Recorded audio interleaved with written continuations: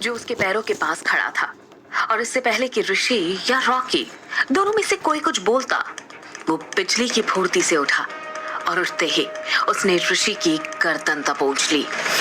गर्दन दबोच कर सिकंदर ने उसे दूर हवा में उछाल दिया और वो सीधा जाकर कमरे की एक खाली दीवार से टकरा गया। इसी के साथ सिकंदर इंसानी रूप छोड़कर अपने वैम्पायर रूप में आता हुआ बुरी तरह कुर्राया। तुम्हारी हिम्मत कैसे हुई मेरे सामने आने की? जवाब में ऋषि कुछ बोलता उससे पहले ही एक जोरदार घूंसा उसके चेहरे पर पड़ा, जिससे उसके जबड़े से खून आ गया। ये सब कुछ देखकर एक पल के लिए तो खुद रॉकी भी हैरान रह गया, मगर फिर लगभग तुरंत ही उसे समझ में आ गया कि जहां उनके लिए सिकंदर को कैद किए हुए 200 साल से भी ज्यादा का वक्त बीत चुका था, वहीं सिकंदर के लिए तो मानो जैसे वो बस कल ही की बात थी। ऐसे में उसका इस तरह ऋषि पर गुस्सा निकालना भी जायज था। खैर, पहले तो रॉकी ने सिकंदर को रोकने की सोची, लेकिन फिर ऋषि को उसके हाथों पिटता देखने के लिए रुक गया। वहीं दूसरी तरफ सिकंदर ऋषि को बुरी तरह पीट रहा था और ऋषि बेचारा उसे समझाने की कोशिश कर रहा था। डैड, रुकिए डैड।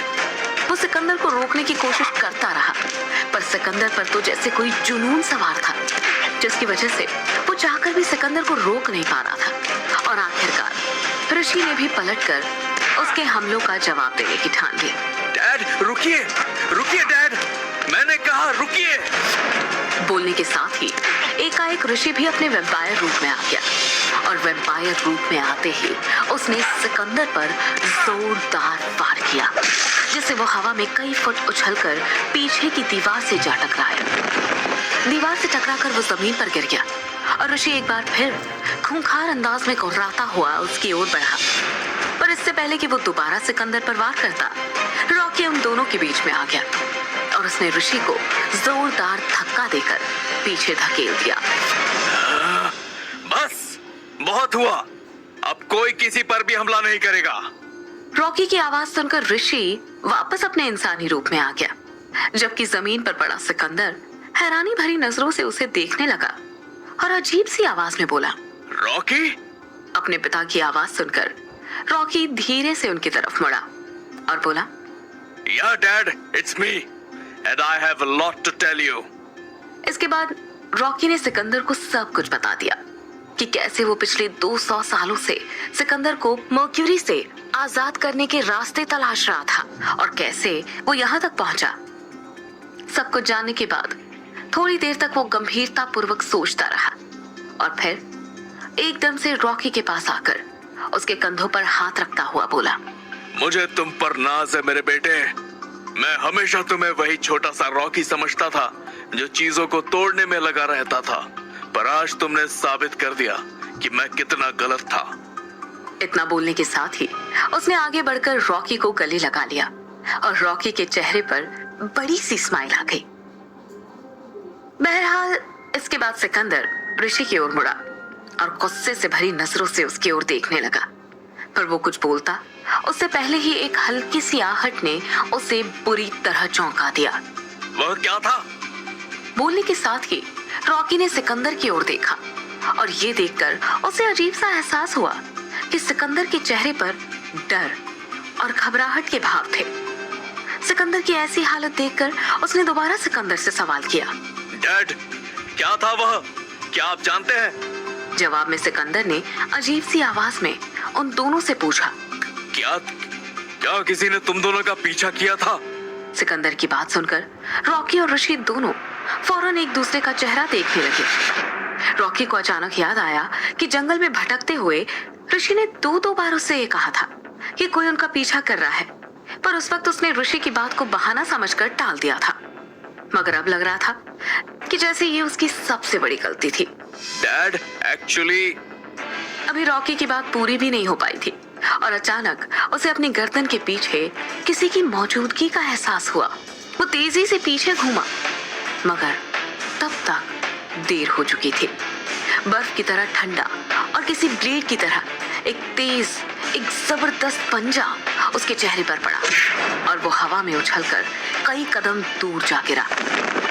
रॉकी को इस तरह हवा में उछलकर दीवार से टकराते देख दोनों बुरी तरह चौंके और चौंक कर उन्होंने उस इंसान की तरफ देखा जिसने रॉकी पर हमला किया था।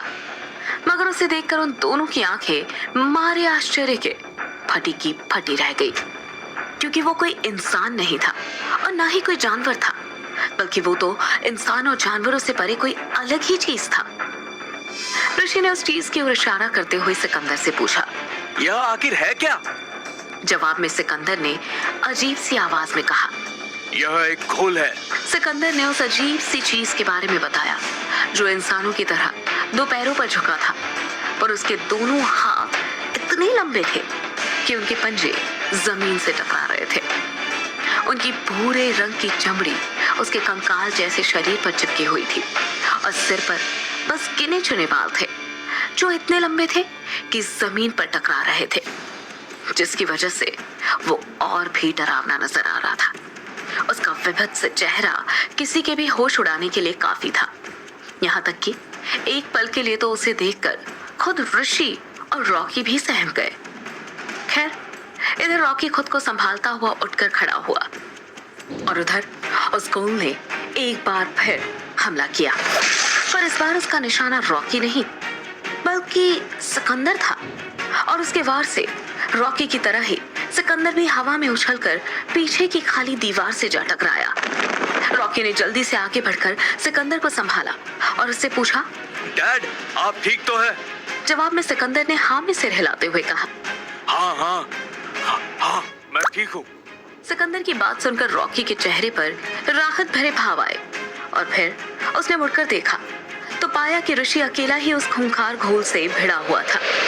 देखते देखते घोल ने अपने धारदार पंजों से ऋषि पर जोरदार वार किया और दर्द के मारे ऋषि बुरी तरह चीख पड़ा, जिसके बाद वो उन दोनों की तरफ मुड़ा और गुस्से में चिल्लाया, तुम दोनों वहाँ खड़े खड़े देख क्या रहे हो? मदद करो।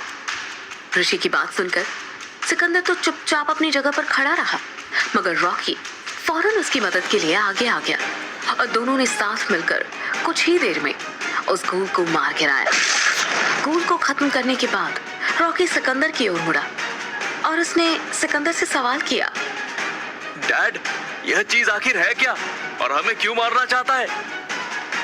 यह घोल है, एक पिशाच जो हम जैसे वैम्पायर्स और दूसरे सुपरनैचुरल क्रीचर्स का शिकार करता है, लेकिन इसके साथ साथ यह इस जगह की सुरक्षा भी करता है। फिर तो चलो अच्छा ही हुआ यह मर गया, पीछा छूटा साले से। सिर्फ एक घोल को मारकर तुम्हें लगता है कि तुमने इनसे पीछा छुड़ा लिया? ये घोल इतनी आसानी से पीछा नहीं छोड़ते। सिर्फ एक घोल से आपका क्या मतलब है? क्या यहाँ इसके जैसे और भी है? जवाब में सिकंदर कुछ बोलता उससे पहले ही पीछे से किसी के गुर्राने की तेज आवाज आई और आवाज सुनकर तीनों उसी ओर मुड़ गए। मुड़कर देखा तो पाया कि सामने दर्जनों घोल खड़े थे जो उन्हें ठीक वैसे ही देख रहे थे जैसे शिकारी शिकार को देखता है।